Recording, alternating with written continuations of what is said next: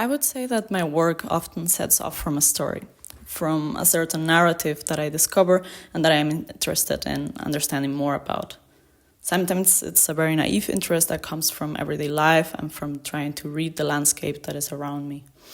Why is this object shaped like this? What is under my feet when I walk on the street? Where does this path, this hole bring me to? I find functional objects often very beautiful and very sculptural, and also very mysterious. There is a certain functionality in city planning where there is no space for fortuity.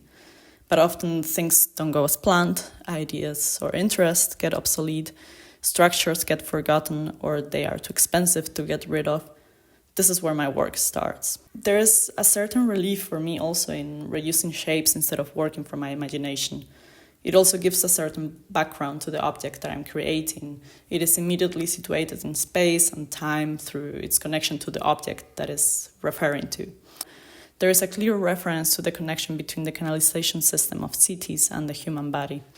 To understand these pipes and tunnels as the guts of the city.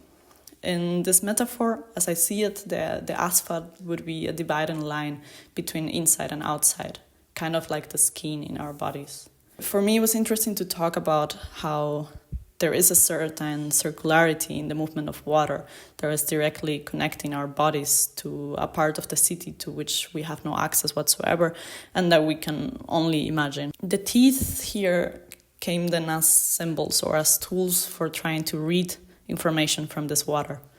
Information that it might have carried with it from the places it has traveled through.